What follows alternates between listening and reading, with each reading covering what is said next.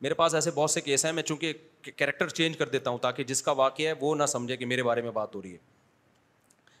اور ایک واقعہ ہو تو آدمی کہے بھی نا, ایسے تو بہت سارے واقعات ہیں, آتے رہتے ہیں. خواتین کیا کرتی ہیں, میاں بیوی میں جب علیحدگی ہوئی نا تو بچہ شوہر کو حوالے نہیں کرتی.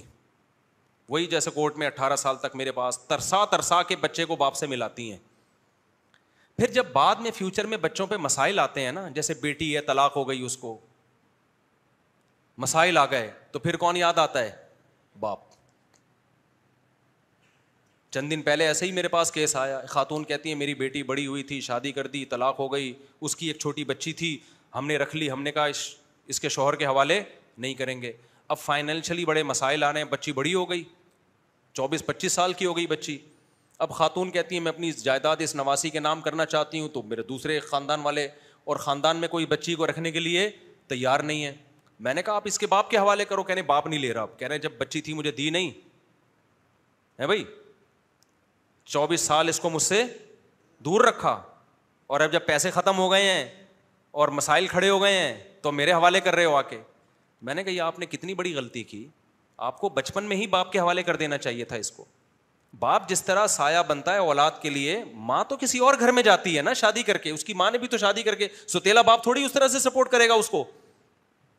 بلکہ آج کل ٹھڑک کا دور ہے, سوتیلے باپ سے تو عزت کی حفاظت رہ جائے غنیمت ہے.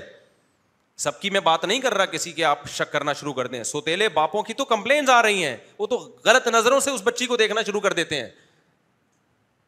جس کے شخص کے بارے میں یہ اعتماد نہیں ہے کہ پتہ نہیں گندی نظر سے دیکھے گا, اس پر آپ اس کو اس کا سرپرست بنائیں گے کیا؟ سارے ایسے نہیں ہوتے, اللہ کا شکر ہے نیک لوگ بھی ہوتے ہیں, لیکن یہ دور شہوت پرستی کا دور ہے, اس میں کیسے اعتماد ہوگا؟ لیکن نہیں, اس وقت عورت بڑی فنٹر بنتی ہے, نہیں جی بچے تو میں رکھوں گی, میں اس کو میں خود پالوں گی. بعد میں مسائل کھڑے ہوتے ہیں, اس کے بعد وہ نہ ادھر کا نہ ادھر کا. اس لیے اسلام نے حکم دیا ہے کہ عورت کہیں بھی شادی کرتی ہے, بچہ فوراً کس کے حوالے کرے گی؟ وہ باپ کے حوالے, اس میں بچے کا فائدہ ہے.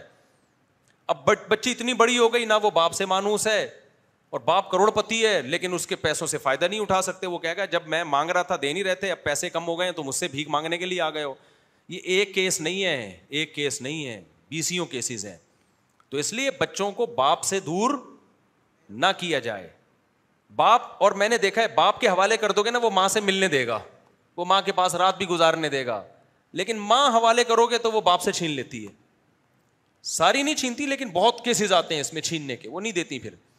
تو اسی طرح یاد رکھو, میاں بیوی میں اگر ماں بچی کو باپ کے خلاف ورغلانا شروع کر دینا کہ تمہارا باپ ایسا, کل یہ بچی بگڑے گی, باپ اس کو کنٹرول نہیں کر پائے گا. کل تمہیں ضرورت پڑے گی اس اپنے شوہر کی, باپ کی ضرورت پڑے گی کہ اب اس کے معاملے میں آپ انوالو ہوں, اس کی کیئر کریں, تو وہ نہیں, کیونکہ آپ نے اس کے دل میں باپ کی عظمت پیدا ہی نہیں کی ہے.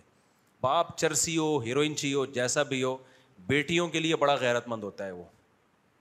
وہ جان پہ کھیل کے بیٹیوں کی عزت کی اور اس کے فیوچر کی فکر کرتا ہے. وہ مائیں یہ بات نہیں جانتی, وہ تھوڑی بہت آڑی ترچی خامیاں اس کی دیکھ رہی ہوتی ہیں کہ یہ تو دوستوں میں گٹر کے ڈھکن پہ بیٹھا رہتا ہے, یہ کیا تربیت کرے گا. او بھائی جیسا بھی ہے اس کی بیٹی ہے وہ. تو اس لیے اللہ کا واسطہ, جو خواتین بیان سن رہی ہیں, اپنی بچیوں کو, بیٹوں کو باپ کے خلاف نہ ورغلائیں. کل باپ کی عظمت ختم ہو گئی, یہ تمہارے ہاتھ سے بھی گئے. تو باپ کے روب تو تھا تو کنٹرول کر لیتا, وہ روب ختم, یہ کل تمہارے لیے بھی عذاب جان بن جائے گا. سمجھتے ہو گے نہیں سمجھتے ہو؟